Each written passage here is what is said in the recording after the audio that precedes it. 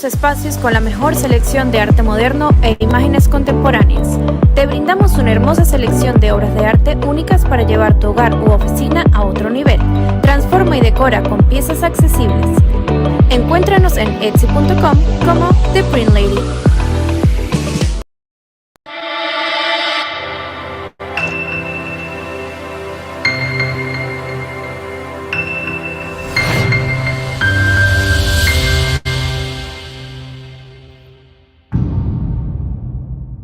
Hola, hola, buenas tardes, buenos días, buenas noches, depende del lugar geográfico donde te encuentres, cómo estás, cómo la están pasando.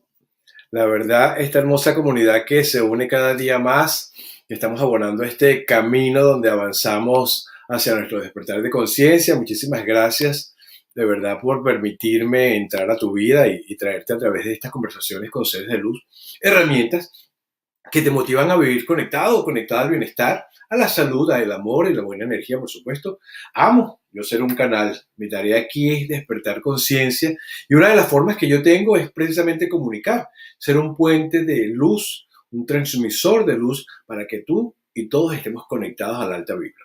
Ahora, seguramente tú, al igual que yo, has escuchado o has leído ahora con el internet historias sobre quién fue realmente María Magdalena.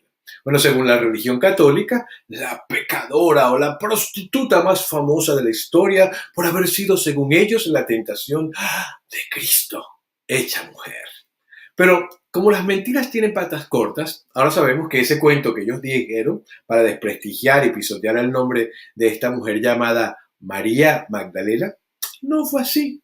Porque María Magdalena es mencionada tanto en el Nuevo Testamento canónico como en varios evangelios apócrifos, como una, digamos, distinguida discípula de Jesús de Nazaret. Su nombre hace referencia, por supuesto, a su lugar de procedencia, María de Magdala, localidad situada en la costa occidental del lago de Tiberíades. Lo conversamos con mi invitada, mi amigaza, en el primer programa que tenemos, porque esta es una trilogía de María Magdalena. Y bueno, de los evangelios se desprende que María Magdalena sentía un gran amor por Jesús. Le seguía como una discípula, le asistía con sus bienes y estuvo con María, la madre de Jesús, y otras mujeres cuando Jesús fue crucificado. Bueno, de acuerdo con el Evangelio de Lucas, digamos que María Magdalena alojó y proveyó materialmente a Jesús y a sus discípulos durante su predicación en Galilea, cosa que ella la hacía sentir mucho más cercana a él. Hay tantas historias, pero bueno, yo hoy tengo de regreso a una de sus más fervientes seguidoras, reconocida por su seriedad, profesionalismo y veracidad al hablar sobre María Magdalena, ya que ha recorrido los lugares investigando, recogiendo datos, canalizando, aunque ella dice que no lo admita, pero yo creo que sí lo hace y lo hace súper bien. Vamos a comprobarlo esta noche para que ustedes vean cómo canaliza esta mujer a María Magdalena. Hoy va a responder a muchas preguntas sobre ¿fue realmente Jesús el marido de María Magdalena y esta embarazada se convirtió en el Santo Grial, la portadora de la sangre real de su esposo crucificado? ¿Cuál es el legado de María Magdalena? La conspiración del linaje de Jesús y María Magdalena. ¿Quiénes fueron los cátaros y su relación con María Magdalena, por supuesto llamada el Cristo femenino? Esta historia se las traje. Es que existen unas profecías cátaros que tiene que ver con todo lo que nos está pasando en la humanidad. Eso lo dice mucho y lo estuve leyendo en internet. Se lo voy a preguntar a mi invitada, porque dice que estas profecías que dicen los cátaros está sucediendo actualmente, no sé. Bueno, hoy regresa mi amiga desde Argentina. Ella es politóloga, escritora, conferencista. Como dije, es reconocida internacionalmente como fiel investigadora sobre la vida de María Magdalena. Y nuestro tema de hoy es, oh my God, el linaje Magdalena, los cátaros, y bienvenida mi amiga Marisa Ventura. Hola Ricardo, qué felicidad. Con todo lo que dijiste, yo no tengo nada más para decir, creo. No, todo lo que hiciste una presentación magnífica de María Magdalena, bellísima. Yo hice un resumen de parte de todo lo que tú dijiste en el primer programa y dije, ¿qué debo hacer? Vamos a refrescar un poquito la memoria, ¿te parece? Por lo menos 3 minutos para refrescar lo que dijimos en el primer programa. Marisa, porque para que la gente se conecte con este Cristo femenino que la historia se encargó de mutilar, de desprestigiar, de decir, no, la pecadora, la bicha, la perra, o sea, y no era así. No, no era así, claramente. Bueno, me encantó todo lo que dijiste al principio, cómo fuiste relatando todo lo que nos han hecho creer sobre María Magdalena y que realmente nada de eso fue cierto, porque cuando vamos a las evidencias bíblicas, vemos que no está escrito en ningún lado que María Magdalena haya sido esta mujer que tuvo que arrepentirse de esos pecados, que ella fue la adúltera. Ya sabemos que todo eso fue una construcción muy posterior, que a partir del siglo IV se empieza a reescribir, lamentablemente, la historia de María Magdalena como una mujer de escasa virtud, como una mujer que fue esta prostituta, y realmente no hay ningún asidero, no hay nada escrito, y de hecho tenemos, a ver, si bien pasaron 1969 años, la Iglesia después se retracta y dice, a ver, después del Concilio Vaticano II, la Iglesia dice, vamos a volver a las fuentes, vamos a poner de nuevo ojo en los textos bíblicos, y cuando vuelven a las fuentes canónicas, se dan cuenta que el hecho de que María Magdalena haya sido catalogada de prostituta nunca había sido una verdad, que era una falacia y que era algo que se inventó un papa allá por el año 597. Con lo cual, la Iglesia se retracta y dice, momentito, esta mujer no fue esto, vamos a cambiarlo, pero lamentablemente en el inconsciente colectivo de la humanidad, hasta el día de hoy, es común, inclusive, no solamente en cualquier persona, preguntarle y que te digan que fue sí la prostituta, pero es hasta común escucharlo todavía cuando uno va a una misa o escuchas a un sacerdote, que sigan hablando de la prostituta arrepentida, cuando en realidad, ¿quién fue María Magdalena? Y es que, como tú bien lo dices, Marisa, está ya en el inconsciente que tú relacionas María Magdalena con prostituta. O sea, es una cosa directamente, incluso para señalar a cualquier mujer de la procedencia, tú le dices, esa es una María Magdalena, tal cual. Claro, y te digo algo, Ricardo, durante años y años, las casas de mujeres de la calle o las casas de prostitutas se llamaban María Magdalena. De hecho, a María Magdalena la han puesto también como patrona, y vos fíjate, ¿no? De las peluqueras, de los perfumistas. Sí, ¿Por sí, qué? Porque da todo risa, eso da da risa, risa, porque parece que las peluqueras o los peluqueros o los perfumes, todo estaba asociado a una vida como frívola. Entonces María Magdalena es la patrona de todas las cuestiones más frívolas. oscuras, las cosas oscuras. Exactamente, o la cosa fácil. Por eso te digo que no solamente a partir de esto y del arte, que también siempre la han pintado semidesnuda, Exacto, de rodillas, o sea, la han tergiversado tremendamente, sino que en Europa sobre todo, las casas de mujeres que no tenían dónde vivir y de mujeres que eran prostitutas se llamaban María Magdalena.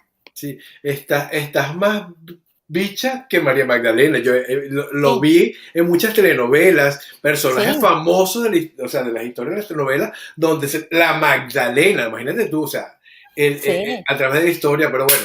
Voy a aprovechar, Marisa, que esta oportunidad maravillosa para saludar a todas esas personas que están conectadas en el chat, que están saludando desde Ecuador, desde Argentina, Ay, desde sí. Venezuela, desde México. Gracias por estar allí. Gracias por estar, de verdad. A todos, gracias. Muchísimas gracias. Y también quiero aprovechar para invitarte, si no te has suscrito, suscríbete a mi canal Ricardo García Oficial TV y tienes que ver el primer, porque esto es una trilogía, van a ser muchos más de 3, pero tienes que ver el primer programa que tenemos con Marisa, donde hablamos, pero sin filtro, de realmente de toda la historia de María Magdalena. Suscríbete ya. Y ahora sí, esta mujer que es fascinante, la Cristo femenina, ya en nuestro primer encuentro hablamos sobre eso, su visión, su misión y su encuentro con Jesús. Pero ahora, luego de ese encuentro, ¿qué pasó? La pregunta del millón, Marisa. A ver. Según la publicación del Código Da Vinci, por ejemplo, levantó un gran revuelo en todo el mundo por la teoría que develaba que Jesús se casó con María Magdalena. Tuvieron un hijo y ella huyó a Francia para salvarlo. ¿Es cierto todo esto, Marisa? Bueno, hay muchas versiones con respecto a eso. Por supuesto que tenemos que hablar de tradición oral. No vamos a encontrar textos bíblicos, desde luego, que afirmen que ellos dos hayan estado casados, pero hay un montón de líneas que nos llevan a creer que sí, que ellos fueron compañeros de vida, que ellos fueron esposos. Más allá de haber sido esposos sagrados, obviamente, y ser un matrimonio místico, ellos fueron, además como marido y mujer, fueron amantes, tuvieron una unión. Podemos interpretar, es una interpretación porque la gente, por supuesto, que salimos del canon, lo que estamos diciendo, lo que yo estoy diciendo, pero hay un montón de cuestiones que nos llevan a pensar que ellos estuvieron unidos. Uno, Jesús era un rabí, sabemos que ambos eran judíos. Como a mí me gusta citar mucho el libro de mi amado Mario Sabán, El judaísmo de Jesús, donde él claramente dice que cómo se ha desjudaizado a Jesús para transformarlo y vestirlo con prendas cristianas, pero nos olvidamos de las raíces judías de Jesús. Y Jesús sabemos que repitió siempre que él venía a cumplir la Torá y a ponerla en práctica. Exacto. Bueno, una de las maneras de poner en práctica la Torá, como él era un rabino itinerante, para ser rabí y para poder entrar al templo a predicar y a hablar y a dar el sermón y a leer las Sagradas Escrituras, tenía que estar casado. Entonces, no era una locura creer que Jesús estuviera casado, porque era esperable. O sea, Jesús tendría que haber estado casado y además haber tenido descendencia. Con lo cual, esto primero nos da un indicio de que Jesús, siendo un hombre de su época, para poder entrar al templo y a la sinagoga a predicar, la condición era ser casado. Y sabemos que Jesús entraba a predicar al templo. Era lo normal en la época. Era normal. Obviamente, y además sabemos que para el pueblo de Israel, seguir expandiendo su pueblo, que los matrimonios tengan descendencia, era vital. De hecho, un matrimonio judío que no tenía descendencia era considerado una tragedia, era considerado como una maldad. Con lo cual, punto número uno, podemos entender que Jesús, siendo un hombre de su época en el siglo I, seguramente era esperable y tenía que estar casado. Claro. ¿Hay evidencias? No, no las hay. Y también algunos investigadores dicen, a ver, ¿por qué se cuenta de María Magdalena en los textos canónicos poco? ¿Por qué no nos cuentan más? ¿Qué pasó con esta mujer después que Jesús se le aparece? Porque todo lo de que ella llega al sur de Francia es más tradición oral, pero es tradición oral que está escrito, que hay crónicas que fueron pasando de generación en generación. Bueno, entonces hay algunos investigadores que dicen, bueno, ¿saben por qué no se contó más de María Magdalena? Para preservar su descendencia, para preservar el linaje de María Magdalena en unión con Jesús. Ese hijo que se esperaba que ella tuviera y que fuera el próximo Mesías de Israel. Entonces, que para mantenerlos custodiados y de manera secreta, por supuesto que se contó de María Magdalena, se contó el rol protagónico que ella tuvo al lado de la vida de Jesús, pero hasta ahí.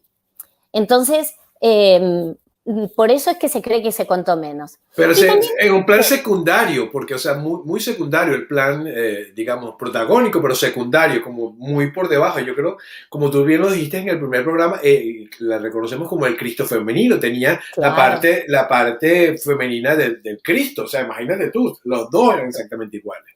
Totalmente. Y además cuando nosotros pensamos, ¿por qué Jesús se le aparece a María Magdalena? Exacto. A ver, cuando María Magdalena llega al sepulcro y lo ve vacío, va corriendo donde los apóstoles estaban llorando y asustados y escondidos. Cuando ella les dice a los apóstoles que la tumba estaba vacía, salen corriendo Pedro, el famoso discípulo amado que no tiene nombre y no sabemos quién es, pero que ese discípulo amado que también estaba al pie de la cruz, que nunca se dijo el nombre, para mí es la discípula amada y era María Magdalena. Con lo cual, cuando ellos llegan, porque no le creen a María Magdalena, ven el sepulcro vacío, ellos se van y ella se queda esperando.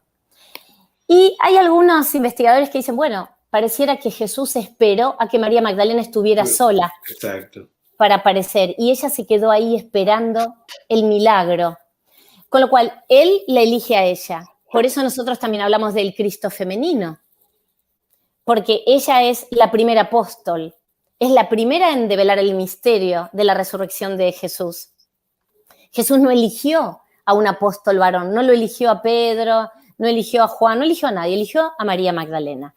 Con lo cual, él eligió a su compañera, a su par, a su complemento. Y entonces, a partir de aquí, también hay una una versión, volviendo a la descendencia de ellos, que dice que estando a los pies de la cruz, cuando en realidad Jesús le dice al supuesto discípulo amado, primero le dice, madre, he aquí tu hijo, hijo, he aquí tu madre, en realidad se cree que él le dice a María Magdalena, madre, he aquí tu hija, hija, he aquí tu madre, y que en ese momento Jesús le revela a María Magdalena que ella está embarazada y que dará a luz a una hija a la que le pondrá de nombre Sara. Mira lo que dice Martín, bien interesante. Magdalena iba rumbo al sepulcro para cumplir el ritual post-mortem que solo hacían las esposas. Exacto. Ella, un beso enorme a Martín, que es un amigo muy querido. Exactamente, lo que María Magdalena iba a hacer al sepulcro, iba con el famoso jarro de alabastro, con el que la identificamos. Es el signo personal, el sello personal de María Magdalena es el jarro de alabastro, que tiene un doble significado ese jarro de alabastro. Pero lo que ella iba a hacer, ella iba a ungir el cuerpo, a limpiar el cuerpo de Jesús con esos óleos. Ella iba a terminar la tarea que había empezado cuando le hizo la primera unción mesiánica en casa de Marta. Wow. Entonces, eso solo lo podían hacer las esposas. Ahí tenemos otro indicio de que si ella no era su esposa, ella no podía tocar el cuerpo de un hombre muerto. Oh, mira tú, interesante. ¿Y quién es? Yo estuve investigando, Marisa, sabes que me encanta escucharte, porque además que yo imagino que les pasa a todos los que nos están viendo en este momento, porque tú nos introduces en la historia, y entonces comenzamos a visualizarla tal cual es, y no como la que nos la contaron, sino que me gusta muchísimo, porque describes tan perfectamente todo que, wow, me siento como que si estoy en la película real. Mira, que estuve investigando y hay un hombre que saltó y es José de Arimatea, Bien. que es el hermano de Jesús y es quien supuestamente ayuda a María a escapar a Francia. Dicen que las investigaciones científicas indican que José de Arimatea fue el hermano de Jesús en el siglo IX. La iglesia le declaró tío de Jesús, probablemente para que no se le conectara con la línea mesiánica de María, José y Jesús, imagino. Exacto. Bueno, José de Arimatea es un personaje muy emblemático en la vida de Jesús y también, como vos bien decís, de María Magdalena. Hay distintas versiones, que era el hermano de Jesús, que era el hermano de la Virgen María. Hay un beso a mi madre, la amo, Sí, ahí está, ya, mamá. no, tenemos que hacer un stop, por favor, me faltó en el primer programa, pero aquí está. No, aquí está mi mamá. Aquí está. Así que, y a tanta gente preciosa que está aquí acompañándonos hoy, muchos amigos que los voy viendo aquí en el chat, divino. Entonces... José Arimatea.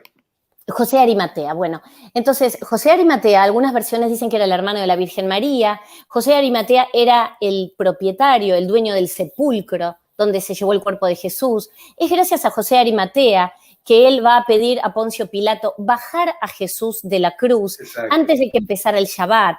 Se cree que Jesús estuvo más o menos 3 horas colgado en la cruz, con lo cual él fue una persona central.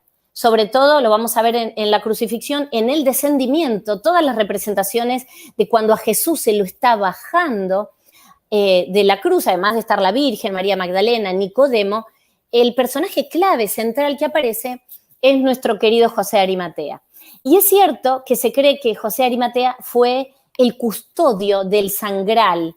Exacto. O de esta sangre real.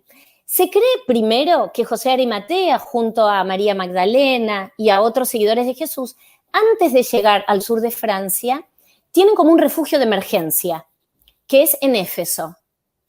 Y se cree que ahí también nace Sara. Sabes que dijiste algo que por eso hago así, que es importantísimo. Sabes que a mí me gusta que las señoras del café entiendan eso que acabas de decir, la sangre real. ¿Qué pasa? Él recoge la sangre real, pero quiero que lo digas tú porque tú eres la que sabes aquí la materia. Él recoge la sangre real de Jesús crucificado. ¿Es así como la historia o cómo es? Bueno, la historia cuenta que cuando hablamos del Santo Grial o de este sangral, que es la sangre real, nos va a identificar a ver, hay distintas interpretaciones, versiones. Una que es el cáliz donde Jesús bebió en la última cena. Exacto. Otra nos dice que es el receptáculo en el cual luego se juntó, digamos, la sangre de Cristo, esa que brotaba del costado, donde Longinos, el soldado romano, le clava a Jesús y que de ahí brotó sangre. Entonces, es el cáliz donde él bebió, es el receptáculo donde se conservó su sangre. Esa sangre que fue pasada y llegó hasta San Lorenzo, al santo, a San Lorenzo, para que él lo custodie. Y también se cree que este santo grial, en realidad, es María Magdalena. Ella es el cáliz que transportó in útero la sangre real, la sangre de Jesús. Tenemos como, obviamente, que esta última es toda una, podemos decir, una especulación, pero se puede creer que el santo grial es María Magdalena, es la sangre de Cristo en el vientre de María Magdalena. Ahora, sí se cree que José de Arimatea lo conservó, conservó esa sangre. Después se pierde, hay mucha tradición, después vamos a encontrar al rey Arturo, bueno, hay un montón de cuestiones, Exacto. pero lo que sí se sabe es que San Lorenzo, un santo que yo adoro, en el año 250 y pico, a él se le entregan una serie de tesoros de la iglesia para que él custodie. Y entre esos tesoros, supuestamente, estaba el Santo Grial. ¿Y él qué hace? Dice, bueno, para que nadie lo encuentre, él lo manda a casa de sus padres. Y los padres lo entierran. Este aquí que al tiempo un gobernador romano lo llama y le dice, quiero que me entregues todos los tesoros de la iglesia. Y San Lorenzo dice, bueno, yo necesito 3 días porque no los tengo conmigo. Con lo cual, San Lorenzo, ¿qué hace? En esos 3 días sale por las calles a buscar gente humilde, pobres, leprosos, enfermos, y se presenta al tercer día ante el gobernador y le dice, bueno, estos son los tesoros de la iglesia. ¿Y qué pasa? Que finalmente lo torturan, lo queman en una parrilla, y él en un momento llama a uno de sus torturadores y le dicen, ya estoy listo. Dice, ¿está listo para declarar dónde escondió la sangre de Cristo? Y él dice, no, de este lado ya estoy listo. Ahora me pueden dar vuelta para seguir quemándome del otro. Bueno, eso es algo así. Y por eso San Lorenzo siempre aparece con la parrilla, aparece con una barbecue, no sé cómo se dice, una parrilla. Sí, y se dice que, o sea, muchos trataron de ocultar, pues, este santo grial de generación en generación y fueron como una cosa, digamos, muy por debajo de cuerda, todo el mundo tratando de tapar lo que era realmente el santo grial hasta que María Magdalena llega a Francia, al sur de Francia, es así más o menos la historia. Bueno, en realidad hay una versión firme que se cree que ella era el santo grial y que su descendencia era esta sangre que fue custodiada en su vientre. Y acá podemos hacer una pequeña reseñita histórica, pero porque a mucha gente le gusta saber cómo es esta descendencia. Y acá aparecen los merovingios, los primeros reyes francos, que ellos se creían descendientes de la tribu de Benjamín.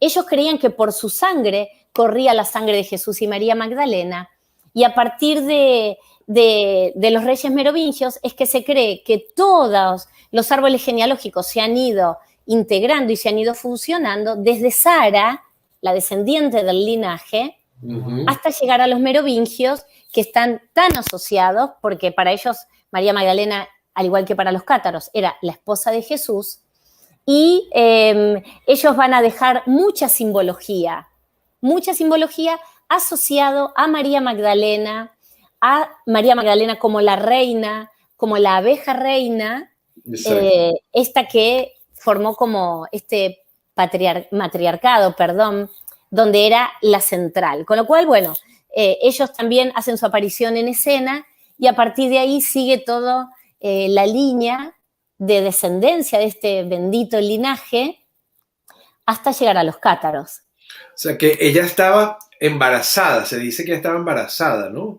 Exacto. Pero muchos dicen que era un varón, que era una hembra que se llamaba Sara o algo así. Entonces, de repente, ya con tanta confusión que hay, si es verdad o no es verdad, incluso buscando mucha información, porque ahora uno le comentaba a Marisa que yo tratando de googlear, no, me la sé toda, voy a buscar información sobre María Magdalena.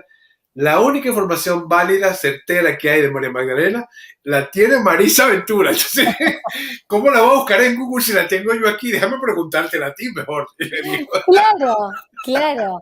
No, no, gracias, Ricardo, pero bueno, me me causó da gracia mucha... eso que me dijiste. Al me- googlear aparezco, bueno, pero lo importante es aparece... que el mensaje de María Magdalena llegue. Yo no me voy a cansar de hablar y de repetir eh, a todo el que quiera oír. No me preocupa repetir 200 millones de veces el mensaje, contar su historia. Yo lo hago con felicidad, con amor, y cada vez somos más las personas que, como estamos y conociendo la verdad, vamos llevando el mensaje de María Magdalena.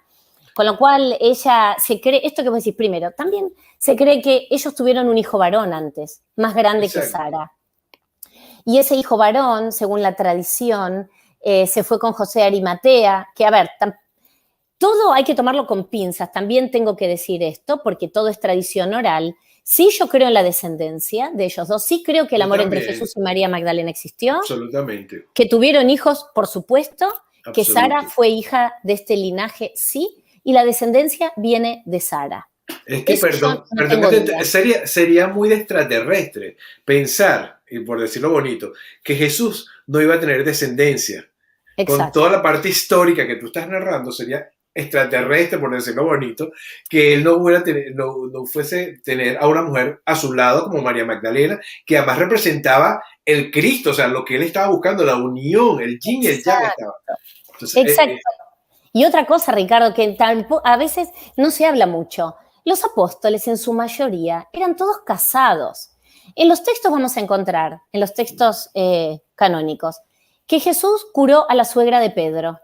Vamos a encontrar un texto que si bien es apócrifo, pero que hay muchísima información, que se llama Los Hechos de Pablo y Tecla. San Pablo también tuvo su mujer, que fue Tecla.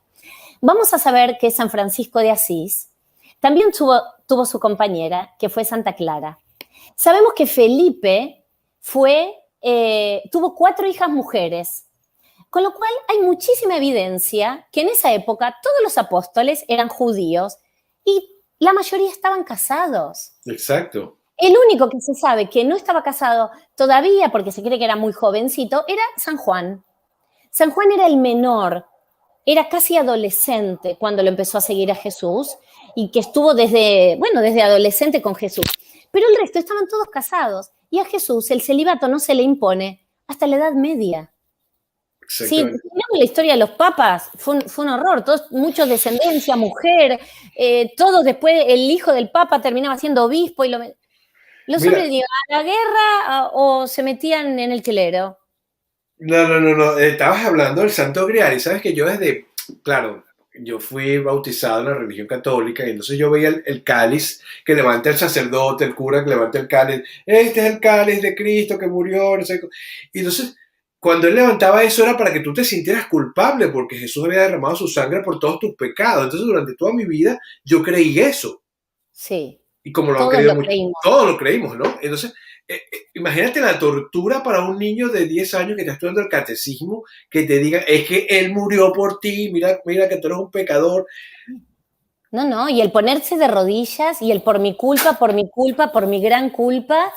Entonces, nosotros que fuimos formados en el cristianismo, en el catolicismo, porque es Catolicismo, diferente, en el exacto. catolicismo, crecimos de esta manera, crecimos con el tema de la culpa, por mi culpa, con unos Pecador, cuestionamientos, inclusive el pecado y también que la intimidad entre un hombre y una mujer, el amor físico, esta unión de energías que Jesús vivió con su mujer, María Magdalena, la Cristo femenina, los complementos, este balance perfecto, hombre-mujer.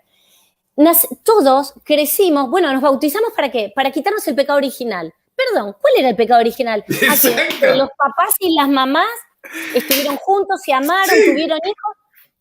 o sea, yo soy un pecado. O sea, desde ahí Vos partimos de naciste que del pecado, yo nací igual del que yo. pecado, tú eres una pecadora porque mi papá y mi mamá tuvieron sexo y entonces yo, o sea, por el hecho de tener sexo, yo soy un pecador. Entonces te levantan aquella cosa a las 7 años, te obligan a hacer catecismo y te dicen, esta es la sangre derramada por todos los hombres, no sé qué cosa, que tú eres un pecador. imagínate la culpa tan horrible que tú sientes y además cuando comienzas en el proceso de adolescencia, que vas a tener Sí, las hormonas, comienzas efervescente, sí, que quieres tener sexo, te sientes sucio, asqueado y dices, sí. Dios mío, entonces eso era extraterrestre, María Magdalena no existe, eso es mentira, no existieron. Me gusta No, cómo nos clarificas todo. es que no, pero me encanta que hablemos de estos temas, porque estos temas tienen que ver con la cultura, con lo que tenemos arraigado. Y yo lo tuve muy arraigado, ¿eh? Toda mi vida yo estudié en una escuela de monjas y para mí, bueno, me acuerdo, mira, yo estaba en la universidad y tuve teología los 5 años de la carrera. Y me acuerdo que yo siempre amé a María Magdalena y siempre esta cosa. Y un día viene un compañero y dice, no, porque ustedes saben que Jesús fue el séptimo hijo de la Virgen María y que María no era virgen. Ah, yo salté, pero como diciendo, pero ¿cómo puede? ¿Cómo está blasfemando? Pero este Exacto. hombre por poco que se va a ir al infierno. Dije, ¿cómo va a hablar así de la Virgen María? Y después, con el tiempo, cuando empecé a leer y empecé a estudiar, y también entendí que hubo un error de traducción. Ujú. Cuando se traduce la Biblia del arameo al griego, se cambia la traducción que el Mesías iba a nacer de una muchacha pura y se transformó a una muchacha virgen. Entonces, para Exacto. cumplir que Jesús era el Mesías, la Virgen María tenía que ser virgen. O Tiene que sea, ser. perdón, pero queda claro esto. Con lo cual, hemos crecido con un relato que nos ha hecho Que no, culposos, pecadores y mucho que más a no. las mujeres. Sí, que no era. Mira, ahí preguntan, ya comenzaron a hacer las preguntas. ¿Quiénes son los Sí. cátaros? ¿Qué relación tienen los cátaros con María Magdalena? Y ya Ujú. después de ahí, bueno, todo lo que viene, prepárese, escriban sus preguntas. Esta señora va a comenzar una mini, digamos, conferencia para, yo quiero aprender sobre esto y después le voy a poner las preguntas. ¿Quiénes son los cátaros y qué relación hay con María Magdalena? Bueno, los cátaros son los descendientes de las enseñanzas que María Magdalena dejó en el sur de Francia. Fueron una comunidad, fueron un grupo de personas una hermandad, que ellos elegían vivir de determinada manera. No fueron una religión, esto es importante dejarlo en claro. Porque mucha gente cree, bueno, el catarismo fue una manera de vivir una religión. No, no fue eso. Ellos fueron realmente un grupo espiritual fascinante. Todavía al día de hoy son muy enigmáticos porque, bueno, se ha dicho muchas cosas de ellos. Se han dicho que eran herejes. La Iglesia Católica enseguida los trató de herejes. ¿Por qué? Porque para los cátaros, María Magdalena era la esposa de Cristo, sin ningún miramiento. María Magdalena era la cabeza de esta iglesia que ellos formaron, esta iglesia que se dio en llamar la Iglesia del Amor, que ahí vi recién que Santi Olivares, que es un amor que siempre me sigue en todas las redes, escribió recién, la Iglesia del Amor, exactamente. ¿Y qué es la Iglesia del Amor? Bueno, la Iglesia del Amor, primero que habla de vivir en comunidad, de vivir, aquí está, la fuerza del amor, de vivir en comunidad, de vivir en comunión, en una unión entre todos. Y esto hacían los cátaros. ¿Los cátaros qué decían? Bueno, primero, María Magdalena es la cabeza de nuestra iglesia, es la esposa de Jesús. Ella trajo las verdaderas enseñanzas de Jesús, las enseñanzas puras de Jesús. ¿Y La cuáles real. eran esas enseñanzas? ¿Eran la de la culpa, la del pecado, la de hacer penitencia? No, nada más alejado del mensaje de Jesús. El mensaje de Jesús era un mensaje de esperanza, un mensaje iluminado. Jesús decía, hay que tomar conexión directa con Dios. Hay una conexión uno a uno. Y Jesús decía, si tú quieres orar al Padre, ora en tu recámara. No necesitas un templo, una iglesia, una mezquita. Dios está dentro tuyo. Entonces los cátaros tomaban este mensaje y decían, nosotros no necesitamos a la iglesia, no necesitamos confesar nuestros pecados a un sacerdote que es un hombre de carne y hueso, igual que nosotros. Entonces ellos decían, nuestra conexión es uno a uno. Claro, y la Iglesia Católica decía, esto es una locura. Y estos hombres cátaros, conocidos como buenos hombres y buenas mujeres, tenían mucha cantidad de seguidores, muchísima. ¿Por qué? Porque hablaban del amor libre entre el hombre y la mujer, Para ellos el hombre y la mujer eran idénticos, vivían con gran libertad de expresión, en su mayoría eran vegetarianos, meditaban. Bueno, era un grupo hermoso. Yo les digo que la energía de los cátaros es una energía del corazón, el mensaje de Jesús que habla al alma, un mensaje, a ver, el cristianismo de Cristo, de Jesús, es un camino iniciático, es un camino de búsqueda hacia adentro, hacia cada uno de nosotros. Y esto es lo que pregonaban los cátaros, pero además es lo que ponían en práctica. Exacto. Entonces, ¿qué pasó con los cátaros? Bueno, la iglesia estaba horrorizada por estos hombres que se llevaban bien con los judíos, con los árabes, era la época de la caballería medieval cristiana, era la época de los trovadores y del amor cortés en el Languedoc, en el sur de Francia, donde ellos vivieron. Era la época de los cabalistas, que los cabalistas eran los místicos judíos. Imagínense, ellos, los cátaros también eran conocidos como los judíos del Languedoc. ¿Por qué? Imagínate. Porque descendían de una mujer y un hombre judío, Jesús y María Magdalena. Entonces, bueno, el sur de Francia era un polvorín de tensiones y la Iglesia Católica ahí no tenía ningún tipo de injerencia. Claro. Entonces la Iglesia veía que se les iba de las manos y que como el sur de Francia tenía todo este movimiento cultural, todos vivían en armonía, judíos, cátaros. Imagínense la época de los trovadores, el amor cortés. Claro. Era una cultura alegre, era una cultura donde realmente reinaba la paz, donde había muchos casamientos, se dice, entre cátaros y cabalistas, judíos, en verdad. Con lo cual, bueno, era un ambiente muy próspero para este cruce de vertientes de distintas creencias. Y la iglesia, claramente, ¿contra quién apuntó? Contra los cátaros. ¿No? Fíjate que, perdón que te interrumpa, que estás diciendo y pareciera que estuvieras describiendo lo que está sucediendo actualmente. Mucho veganismo, exacto. Dios amor, buscando el camino iniciático hacia el yo soy, muy open mind, y hay mucha conspiración alrededor para evadir toda la cantidad de cosas. Parece que estás describiendo la actualidad. Ricardo, coincido totalmente. De hecho, cuando me pongo a leer, y por eso cuando se habla de la profecía cátara, que vamos a hablar en nuestro próximo programa, ajá, la profecía cátara se está cumpliendo por todo esto que vos acabás de describir. Claro. Porque el ser humano está mutando.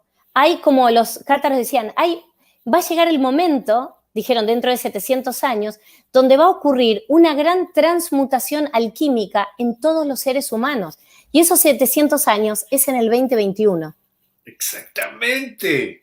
María Magdalena es una mujer más de esta época que del siglo I, por sus características personales. Desafiante, independiente, libre, con decisión propia, con autonomía. Una mujer que trabajó también a favor de la presencia de la mujer en un entorno meramente masculino, como era el siglo I, como eran los apóstoles. ¿No? Una mujer de coraje, quedarse a los pies de la cruz todo el tiempo, desafiar las reglas y desafiar a los soldados romanos.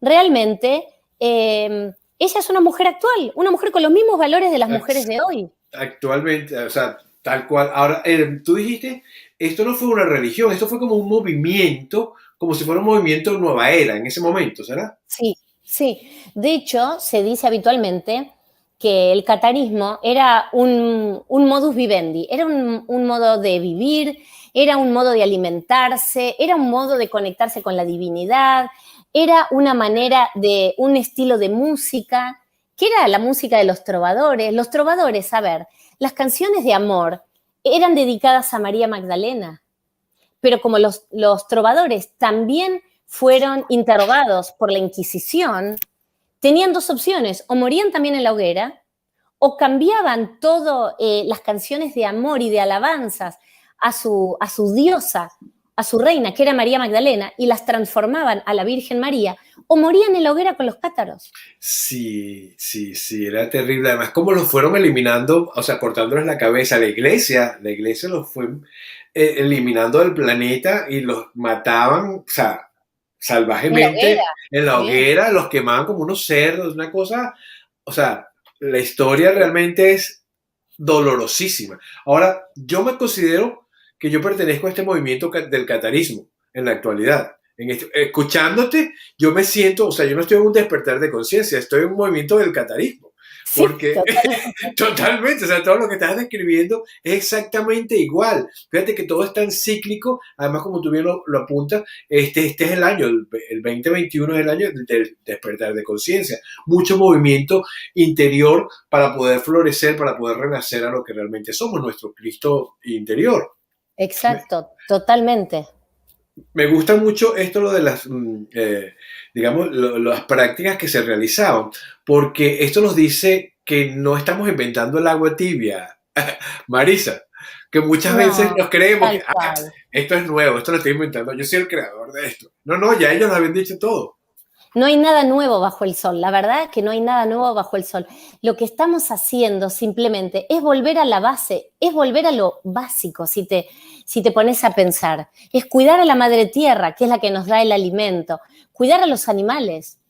O sea, por eso ellos tenían esta concepción y eran vegetarianos. Y algo de lo que he hablado poco también, y quiero traerlo y acá, Ricardo, junto a ti, es el rol de las perfectas cátaras, de las mujeres cátaras. Porque sabemos que a los cátaros también se los conocía como perfectos. Okay. Perfectos en tanto que ellos alcanzaban determinada iluminación espiritual, no porque fueran perfectitos en su hacer y su decir, eran Exacto. seres humanos con errores como todos nosotros. Pero desde una iluminación espiritual se llamaba los perfectis o los perfectos cátaros.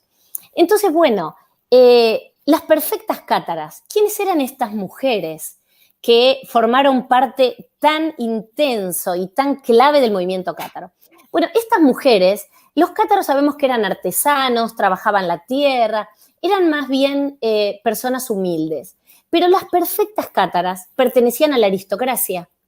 Esas eran mujeres que habitualmente eran viudas, que tenían esas grandes mansiones de piedra, esas casas señoriales, que habían quedado viudas, que ahí vivían sus hijas, sus sobrinas, sus hermanas. Y todas estas mujeres eran mujeres fuertes, ¿eh? Y se sentían parte de este movimiento donde la mujer era igual que el hombre, donde había gran libertad de expresión y donde ellas podían vivir y llevar adelante una vida y custodiar sus tierras. Entonces, ellas dieron mucho lugar a las enseñanzas cátaras. ¿Qué ocurría en estas casas de estas perfectas cátaras? Bueno, allí eran casas donde se formaban a los niños desde chiquito en cuestiones espirituales, en filosofía. Por otro lado, ellas albergaban a los peregrinos cátaros, eran muy hospitalarias, con lo cual la iglesia estaba sorprendida y además horrorizada por la presencia que tenían las mujeres cátaras, ¿no? Porque ellas daban, los hombres, ya fueran peregrinos cátaros, cuando iban en las prédicas, se alojaban ahí, ellas les daban de comer, eran muy, muy hospitalarias y tuvieron, bueno, una presencia muy fuerte. De hecho, la mayor parte de los miembros de la Inquisición en esa época estaban felices y decían, nos sentimos a gusto lapidando y tirando a la hoguera a estas mujeres. Las mujeres, decían ellos, no están hechas para opinar de temas religiosos. Las mujeres tienen que ir a hilar a la rueca. Y esto está escrito en las crónicas de la época. Wow. Con lo cual, estas mujeres cátaras, que realmente tuvieron mucho protagonismo en este momento, la iglesia las tiraba a la hoguera más contento que a los hombres. Porque eran mujeres que tenían riqueza, miren, tenían fortuna, igual que las Claro. mujeres que seguían a Jesús. Ponían sus riquezas y todo lo que ellas tenían, sus bienes, a favor de estas enseñanzas, con lo cual las mujeres cátaras no eran ni más ni menos que volver a traer a la vida lo que hacían las mujeres seguidoras de Jesús, poner sus bienes, poner sus tierras, poner sus casas a disposición de la misión de Jesús, ¿no? Hay un hilo conductor fabuloso. Extraordinario, que fue lo que hizo exactamente María Magdalena. Ella puso todo a su disposición a la misión, pues, de Jesús. Porque incluso en la historia se le consideraba a ella que ella era pobre y era todo lo contrario. Ella era una todo mujer... lo contrario. Ella era una mujer rica porque ya venía de sus padres, eran del linaje real, y además Magdala, per se, el pueblo de Magdala, era un pueblo muy rico, era un pueblo que se dedicaban a las telas, era un paso obligado de la ruta de la seda, pero el comercio más fuerte era el comercio del pescado. Y te digo algo, ¿por qué sabemos que Magdala era un pueblo rico? Por su sinagoga. Su sinagoga, que está bellamente decorada, todavía hoy está en pie y se puede ir a ver en el Centro Arqueológico de Magdala, que es una preciosura, una sinagoga bellamente decorada. Y era el centro Magdala en ese momento de la Galilea. Hasta después, pasando el año 20, va a ser Tiberíades, pero Magdala era un pueblo muy importante y de muchísima actividad comercial. Me gustaría preguntarte, dentro de todos tus viajes y tus investigaciones en esos lugares, ¿alguna experiencia que hayas tenido, que nos quieras compartir, algo que hayas sentido la presencia así viviente de María Magdalena? Cuéntanos algo. Yo sé que sí, yo sí que la has tenido. Sí. No, me pasan muchas cosas. Ricardo, mira, me pasan cosas, bueno, me han pasado en el sur de Francia. El sur de Francia es un lugar con mucha energía. Uno entra, parece que entras al país cátaro y entras en otra dimensión, ¿viste? Como en una dimensión paralela. Exacto. Bueno, a la mayoría de personas que se sienten convocadas por la energía cátara y por María Magdalena, te aseguro que ir al país cátaro es un viaje de ida. Y ahí me pasó desde sentir olor a rosas muy fuerte, de sentir que yo había muerto en uno de los pueblos porque sentí un olor a quemado muy tremendo. Me pasó también en Magdala estar al lado de la sinagoga y sentir muchas ganas de llorar, pero sentir una energía muy pacífica ahí. Yo sentí que volvía a casa cuando fui a Magdala. Qué lindo eso. Yo sentí eso. Eso tal vez es la frase que mejor puedo representar lo que me pasó en Magdala. No así en Jerusalén. En Jerusalén lo pasé muy mal. Los 2 primeros días me sentía mareada físicamente, como que me tenía que ir agarrando porque una energía rara, mareada, mucho bullicio, griterío, me quería ir, no me gustó nada. Los primeros 2 días lo padecí, Jerusalén, lo padecí. Dije, Dios mío, aparte veía todos esos mercados que venden de todo, digo, no hemos aprendido nada, porque Jesús decía, esta es la casa de mi padre, acá venimos a orar, cuando él tira la mesa de los cambistas. Y 2000 años después, pegado al Santo Sepulcro y a todo ese lugar, yo digo una romería, bueno. mercado de las pulgas. Sí, como el mercado de las pulgas. Se llama el Shuk. Y ahí hay de todo, ¿no? Porque tenés el camino que te lleva al barrio judío, al barrio armenio, al barrio cristiano, bueno, yo me sentí que me quería ir, pero Magdala, que está en la Galilea, que es donde Jesús llevó adelante todo su ministerio, el 80-90% de lo que conocemos de Jesús pasó en la Galilea, no pasó en Jerusalén. A Jerusalén él va a morir. Por eso yo no podía estar. A mí esa energía casi que me expulsó. Y te voy a contar algo que me pasó los otros días en un sueño. Porque esto que yo digo que no canalizo, pero que todos me dicen, sí, canalizás. Yo estoy preparando un curso. Y digo, bueno, hay una parte que hablo de María Magdalena. Entonces digo, bueno, voy a trabajar las 7 potestades que están en el Evangelio de María Magdalena, que son como estos 7 estadios que el alma tiene que atravesar para llegar a la iluminación. Y me voy a dormir con esto en la cabeza. Digo, quiero hacer un abordaje de María Magdalena alquimista. Entonces, como ella transforma el dolor en amor, me voy con esto. Ricardo, yo veo perfectamente en mi sueño que me ponen así un libro y me dicen, tenés que hablar de esto. Me despierto y vengo corriendo a mi biblioteca y descubro que no lo tengo en mi biblioteca, que me lo dejé en mi casa en Barcelona. Entonces digo, Dios mío, ¿cómo no tengo? Porque yo me desespero, ¿eh? No es que, Claro. ay, soy relajada, no soy relajada. Entonces digo, ¿cómo no tengo el libro? Bueno, este libro se llama El legado de María Magdalena. Es de una escritora que siempre nombro porque es muy, muy seria, que se llama Margaret Starr-Beard, y habla de gematría. La gematría es el valor numérico que tienen las letras. Y ella ahí hace todo un análisis del nombre de María Magdalena, de Jesús, con su peso numérico, y a partir de ahí ella llega a un montón de conclusiones. Yo ese libro lo empecé a leer, pero nunca lo terminé. Y lo dejé ahí, porque me costaba entenderlo, porque no es fácil la gematría. Entonces me costaba y ahí lo dejé. Bueno, pareciera que ahora me mandan a buscar ese libro. Anda a buscarte un libro. Pero bueno, tengo la suerte que Mario, mi amor, está viajando. Y te lo está trayendo. Y me dije, mi amor, anda a buscarlo a la biblioteca mía, por favor, y ponerlo en la valija. Y te lo está trayendo. Me lo está trayendo y mañana tendré para empezar Marisa, a leer y analizar este libro en mis manos. me da risa porque yo te digo, Marisa, van a ser como 40 minutos, ya nos pasamos hace rato, pero ya casi para terminar, no importa, si aquí todos estamos felices, sacándote todo ese conocimiento. En la actualidad, todo con lo que está pasando, ¿cuál sería el mensaje de María Magdalena en este momento en la historia? Tú como portadora de esa voz.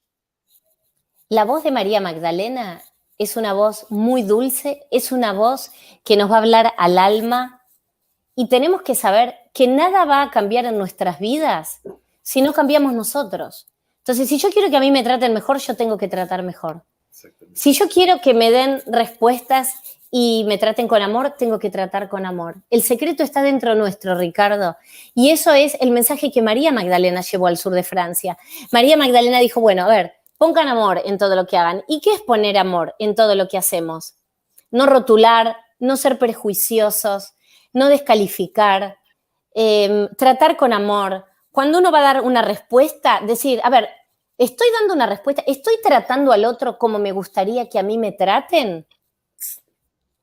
Entonces, ¿Desde dónde lo primero, claro, es, primero, ¿desde dónde yo recibo los mensajes? A mí me atacan en las redes, poquito.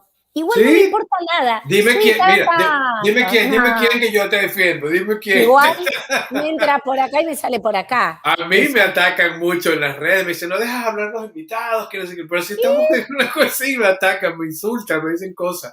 Pero por favor. No, a mí me dicen, gracias a Dios, yo te diría, el 99% de los mensajes son mensajes de amor.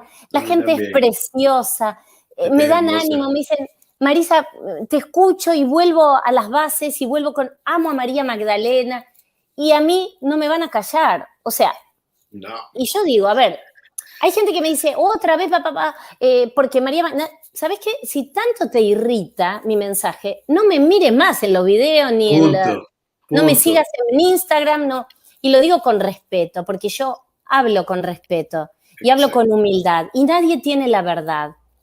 Nosotros compartimos ideas en las que congeniamos y mucha gente lo piensa igual que nosotros y sabemos que nos han engañado, ¿no? Yo me gusta, como lo dije al principio, me gusta ser un puente conductor de luz porque al igual que tú, yo trato de decir siempre, yo no tengo la verdad no es absoluta. No. Estamos aquí para compartir, como yo lo digo al comienzo, y si tengo la posibilidad de traer seres de luz como tú, que vamos a tener una conversación donde nos estás abriendo un abanico de infinitas posibilidades de poder captar y qué es lo que más me resuena a mí, porque a mí me contaron una historia donde yo viví, como lo decíamos en la conversación, todos nos hemos sentido partícipes de eso que nos hicieron creer. Me sentía culpable, me sentía asqueado de mi sexo, o sea, una cosa tan natural.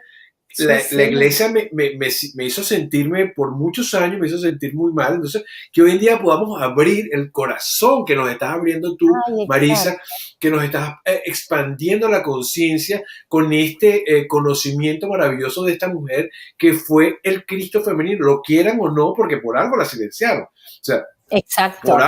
Por algo la callaron. Entonces, es muy valioso, sobre todo para mí, y yo creo que para la audiencia que está acá, y para todas esas personas que de una u otra forma están buscando información, pensando que hay una posibilidad infinita, la posibilidad de escuchar a Marisa, que si no trae la verdad, está muy parecida a la verdad, a esa verdad que no es la que queremos escuchar, sino la que es, porque la otra, la historia que nos contaron, no era la verdad. Entonces, Exacto. por ahí partimos, de verdad que infinitamente gracias. Dijiste que ibas a hacer un curso, que además me leíste la mente, pues yo quiero estar en ese curso. No, bueno, estoy ahora terminando hay un curso que yo doy siempre que se llama El legado de María Magdalena, donde entramos muy en profundidad en un montón de cuestiones y cuestiones simbólicas y el cantar de los cantares y los merovingios y un montón de cuestiones, pero estoy terminando de preparar un curso que se llama Mujeres Grandiosas y asociamos a mujeres que también han sido de alguna manera acalladas, desvirtuadas en la historia. ¿Solo para mujeres? No, de hecho hay hombres y participan hombres. No, Okay. ya voy a tener otro que está no dedicado, pero que el foco son hombres y va a tratar de grandes historias de amor de hombres muy conocidos en la historia.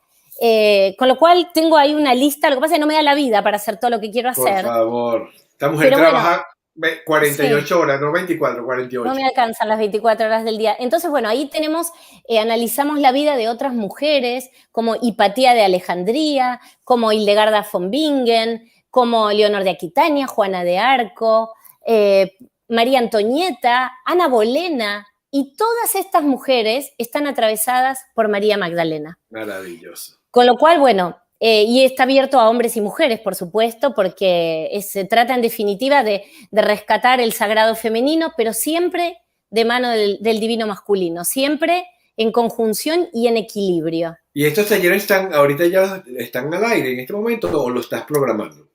El legado de María Magdalena ya empezó hace 2 lunes, pero en breve vamos a tener una nueva edición, y el de las mujeres grandiosas, que además está asociado a la diosa que hay dentro de cada mujer. Trabajamos no solamente las mujeres, sino los arquetipos de las diosas. Ese comienza el 8 de abril, así que bueno, va a ser un curso, muy interesante también. Yo me inscribo en el otro, obviamente yo soy anotado para el otro. Mira, ahí alguien me escribió, además le compro la palabra porque alguien dice, Ricardo, me lo dicen así directamente, me lo dice Maribel Mato. Esta trilogía debe ser la primera de varias, el tema da para mucho más. Claro que sí, Maribel, te lo aseguro que sí, porque además lo hablamos Marisa y yo antes de entrar a la escena hoy. Sí. Marisa, este tema se extiende. Yo creo que vamos a estar por muchos años hablando todos estos temas maravillosos, felices de esta mancuerna que estamos haciendo. ¿Dónde te encontramos? No te nos vayas, no te nos pierdas tanto, por favor, regresa. No, bueno, mis redes sociales, que es en Instagram, estoy como marisaventura_com, o también en Facebook me van a encontrar como Marisa Ventura. Esas son las 2 redes que tengo. Y veo un montón de gente preciosa que están aquí, voy viendo en el chat, bueno, a todas, Maribel, un amor, que también Maribel es de Venezuela y te adora, Ricardo. Veo a Isis, veo a Cris. Bueno, a Martín, a Marta, a Nora, a Félix, a mi mamá. A tu mamá también, ya que nos embarcó en la primera edición, pero aquí está. Sí, la primera fan. Así que bueno, todas las personas preciosas que están acompañándonos hoy. Este contenido también va a estar en el canal de Marisa en esta semana, así que compartan el contenido. Mira, la intención es expandir conciencia y abrazar, recordar que estamos regresando al amor. Yo infinitamente agradecido con esta mujer, porque yo creo que en estos tiempos es muy importante reconocerse como seres divinos, todos, como lo dice Marisa, y en este reconocimiento saldrá a la luz nuestra esencia, comenzando a vivir de una forma diferente, vibrando en las altas esferas de la luz, y transformación se va a dar por añadidura. Cuando vibramos alto, todo viene directamente de acuerdo a nuestra vibración, porque la nueva tierra, ese es el verdadero nacimiento y el encuentro de millones de almas gemelas como las que estamos aquí resonando en dimensiones elevadas para realizar el mayor anhelo del Maestro Jesús. El amor, regresar al amor. Marisa, te amo, te honro, te bendigo. Compartan este contenido. Y como vos decís, vivir en modo Dios. Así Y vivir es. en modo Dios es mirarnos para adentro y ofrecer amor al prójimo en cada cosita que hagamos. Yo feliz, Ricardo, muy, muy, Mira, muy agradecida. Marisa, me están diciendo, ¿sabes que estoy comenzando a hacer Instagram a partir del 2 de abril? Pero después tú y yo vamos a hablar, voy a hacer los viernes solamente a las 5 de la tarde, que te invite a Instagram. Claro que lo voy a invitar. Por Para supuesto. hacer Instagram, para habber de María Magdalena. Estás invitada ya. Contás conmigo, tenés mi compromiso total, siempre Totalmente. cuando quieras. Dios me los bendiga, nos vemos la próxima semana. El domingo estoy aquí en vivo. Cuídense. Hasta Gracias a luego. todos. Chao. Chao.